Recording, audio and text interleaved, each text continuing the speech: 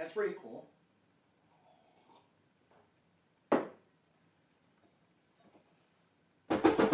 Oh, cool. Maybe that's my pro wrestling crate.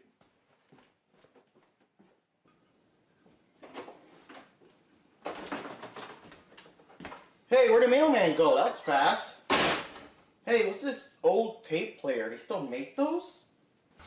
Before You is a game found in the back alley. We are unsure of its origins. It is your job to review it as a video game master, or if you choose to, throw it back into the alley where you found it and forfeit your show. Make your choice now. Yeah, Dragon Ball GT transformation for the Game Boy Advance. Yeah, sure, I'll review it. You have chosen to review the game. Be sure to play it thoroughly, and take a shot if you think it sucks. You can only take 3 shots before it begins to affect your judgment. Any more than 3 can affect the review. Begin the review now. Yeah, thank you, random tape player. That I don't know how you got into my house. So, yeah, they actually made a Dragon Ball GT game for the Game Boy Advance. So, let's see how this goes.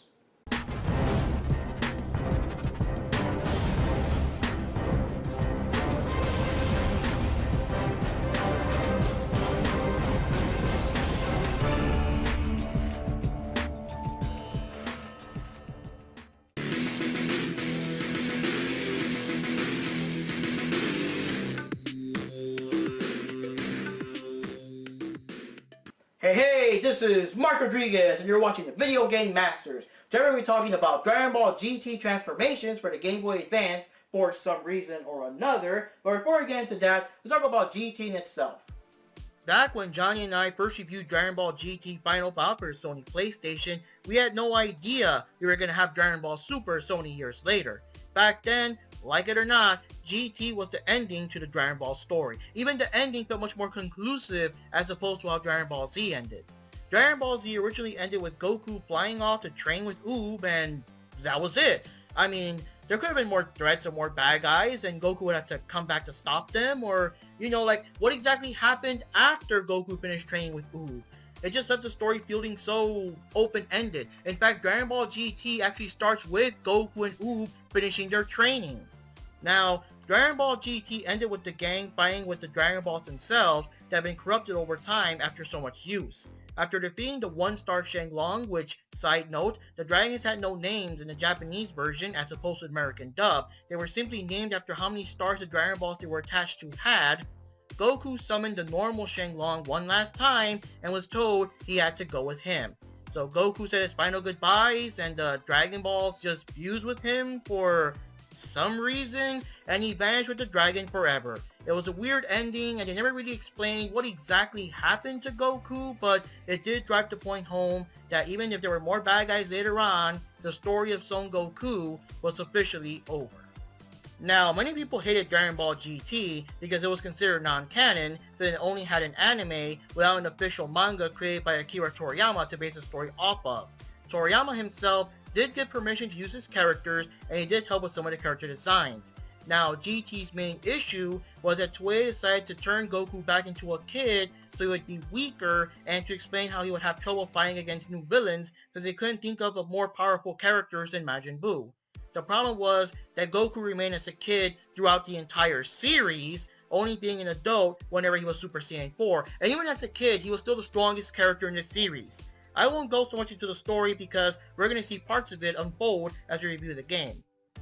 Of course, now we have Dragon Ball Super, and they've created much more powerful villains than Majin Buu by introducing the Gods of Destruction and other universes that have much more powerful fighters. We also have all new transformations that completely replace the Super Saiyan 4. Super basically replaces what happened in GT, and while it also has a bit of a like it or hate it situation for several fans, it is still considered more canon than what GT was. Alright guys, now let's get into the actual game, but before we do that, so I'm supposed to be, I guess, taking a shot every time the game sucks, and the game is Dragon Ball GT, doesn't really give me a lot of confidence here, the game's not gonna suck. Let's go to another location. Alright guys, I got my Game Boy Advance here, with the game inside. I feel so sorry for this thing, and I got some whipped vodka, which could be kind of good, and my shot glass, so let's get started. Dragon Ball GT Transformation is a beat-em-up game released by Atari in 2005 for the Game Boy Advance. It follows the story of the first half of the series as Pilaf finds the Black Star Dragon Balls and accidentally wishes Goku back to being a kid. No, doesn't count. The game is already copying the storyline. It's not the game's fault the storyline sucks. It doesn't count. Well, anyways, these Dragon Balls spread across the universe, and Goku, Trunks, and Pan have to find them all within a year, or planet Earth will explode. In the game's main story mode, you can use Goku, Trunks, and Pan in a team of 3, and you can actually switch between them at any time as you battle your way through 12 stages with cutscenes detailing the plot. If you can actually beat the story mode, you can unlock a single player mode that lets you select other characters you can unlock like Piccolo and Vegeta to create your own team of 3. The characters have attack and jump buttons as you would expect, but you can also fire Ki Blasts, real little Ki Blasts that don't do all that much, or you can also hold down the button to charge up a bigger Ki Blast that also doesn't do all that much. You can charge up your Ki, and you can also do your popular attacks like the Kamehameha and the Final Flash. And you also have a spin attack with the punch and kick buttons pressed at the same time that can knock everyone out of your way. And to be honest, Pan's is kind of cool because she can still walk around while Jiru is spinning, taking out everyone in her path. You can dash in midair, and you have a unique move or combo for each character, like Piccolo being able to extend his arm, or this real cool Vegeta warp combo. Switching between teammates also helps you out because an injured teammate can actually recover their health when he or she is tagged out. And of course you can also find different items to rebuild your health or to collect more points for Zenin. The first stage is Planet Emeka, in which you fight soldiers and robots until you face a duo of Gale and Sheila who work for Donkia. The boss for this stage is his own personal bodyguard, Ledzik. The second stage is Planet Momasu, where you fight bugs and these gross looking giant spiders. Just something about the design makes my skin crawl, I don't know what it is. Then you have to fight this giant turtle thing, whatever it is, before you face the boss. The boss here is a sleeping giant that has one of the Dragon Balls stuck in one of his teeth. You have to try to knock the Dragon Ball out of his tooth the few moments he opens his mouth.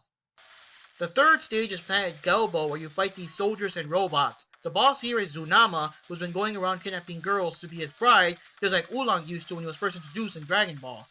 Planet Lude has more annoying robots than these Lude worshippers. Oh god, just look at this. Now you see, this is why Dragon Ball can't work as a beat-em-up, because there aren't any random enemies that would actually give these guys trouble. Look at that. Vegeta, the Prince of Saiyans, getting beat up by these little guys. Like, he could just blow up the whole fucking planet, but he's getting beat up by these little guys. Like, oh god. Oh my god. That's one shot. Anyways, you have to defeat Muchi, who is actually a robot disguised as a whip that was used by the cult leader Muchi Muchi. The end boss here is Lude himself, who is basically a giant robot cat who is annoying to defeat. From here you can choose to fight on either Planet Rudiz or Planet M2. And why does the music that always plays during the cutscene involving the spaceship sounds like Battletoads music?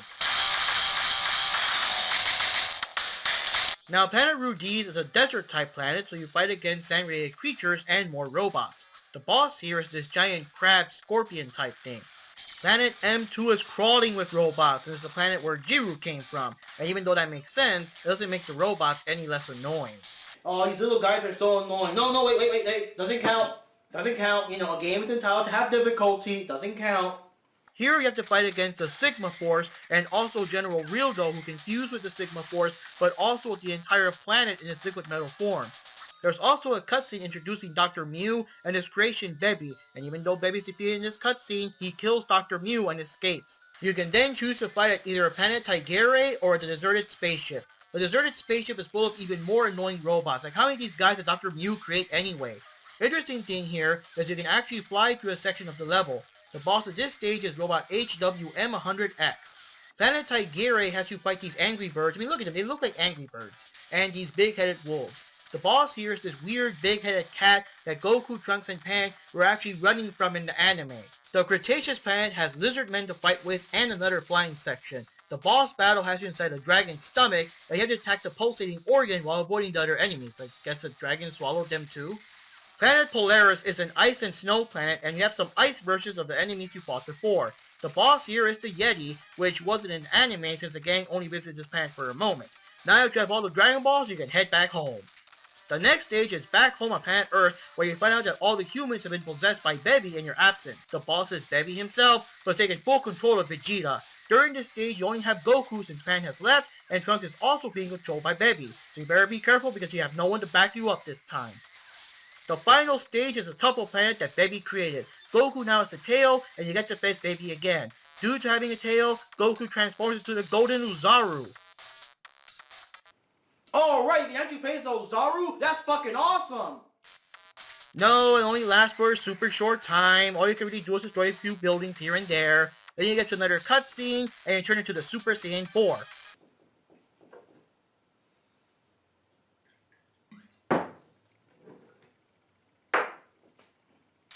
Bulma, who is possessed by Baby, also comes in and turns Baby into a Golden Uzaru, and he is the final boss of the game. Let's check it out. Oh my god.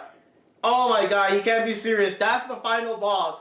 That's the final boss. I mean, oh my god, he's like, it's like a picture. He's like a giant picture, only the mouth moves and the little fist. Look at the little fist. Like what did they hit? Look at the little fist. I mean, oh my god. It's like, I don't know. I know the Game Boy Advance could not have possibly made like this fully, you know, animated giant character, but they could have done something better than this. Like, there had to be another way. There had to be another way. That is the lamest final boss I've ever seen. Oh my god. No, wait, no. No, this is more than a shot. No.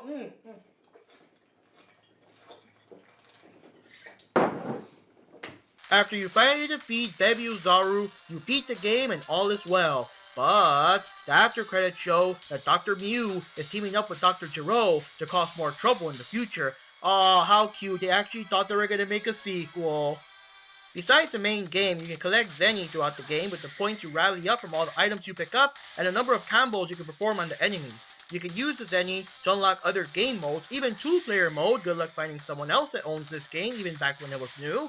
And extra challenges like survival modes against more of those annoying robots, soldiers, and even all the bosses. Like previously mentioned, this is the way you would also unlock the 1-player mode and also the other characters like Vegeta, Oob, Baby Vegeta, Goku Super Saiyan 4, and more. Alright guys, so I only took 3 shots. And yeah, I'm going to count that last one as a shot, okay? It was a shot, just, you know, big one, but it was a shot. So now I'm going to go and review it and the official Video Game Masters station in place.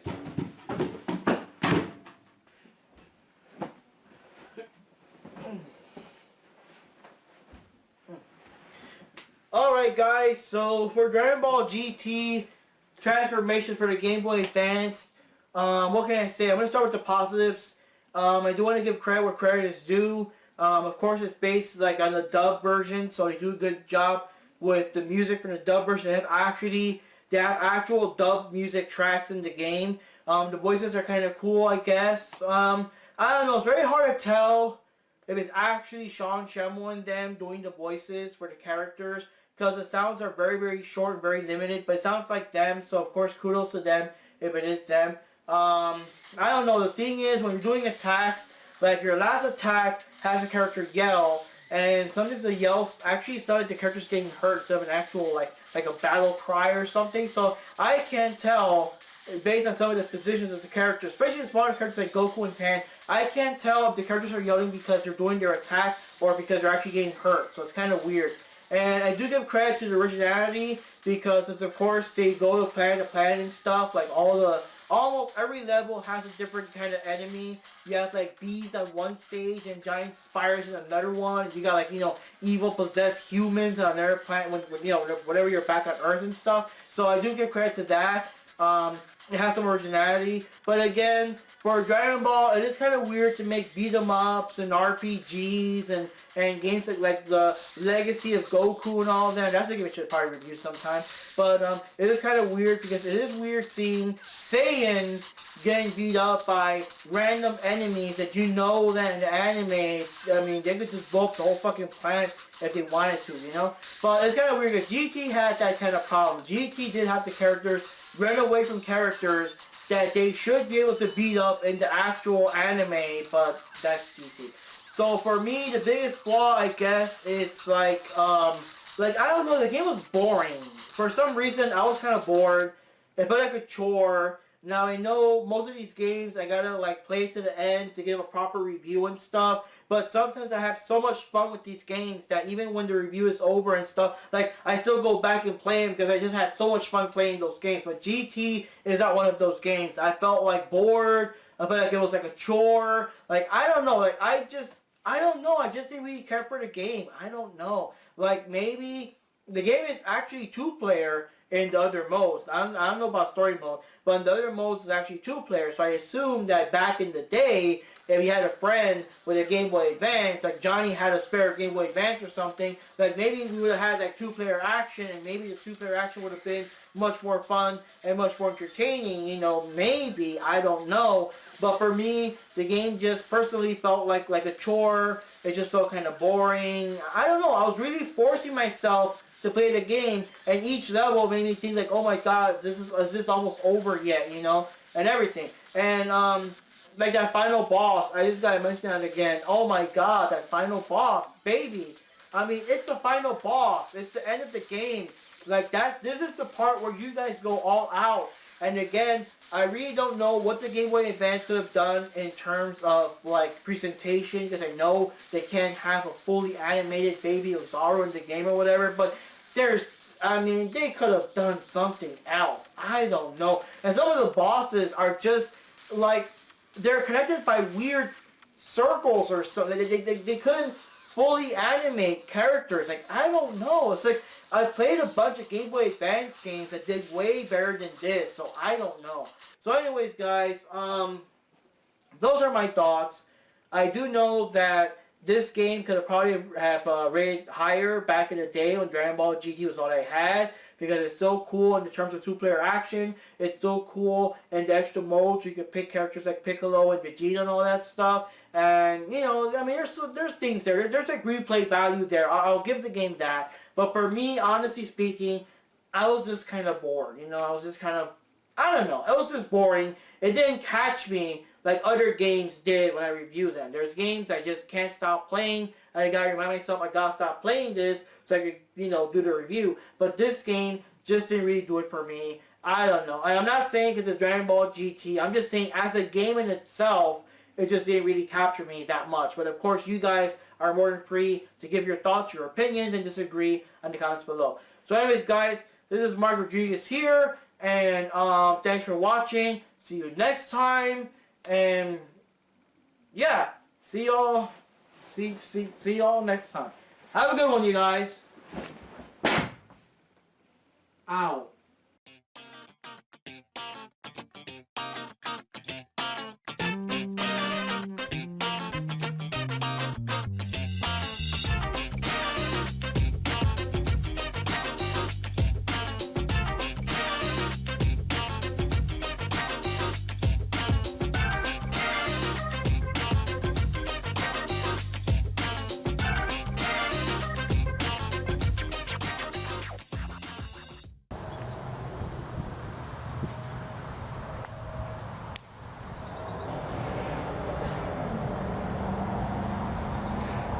So you changed locations so innocent people wouldn't get hurt, but there's plenty of innocent people around here. That doesn't matter now. All that matters is the battle.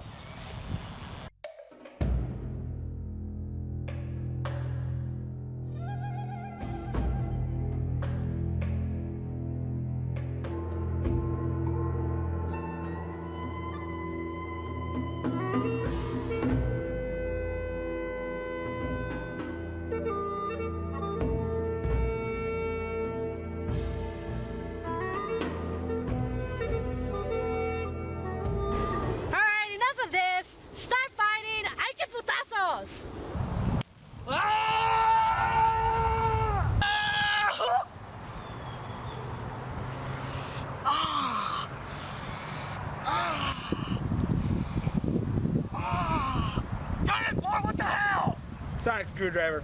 Gotta love it.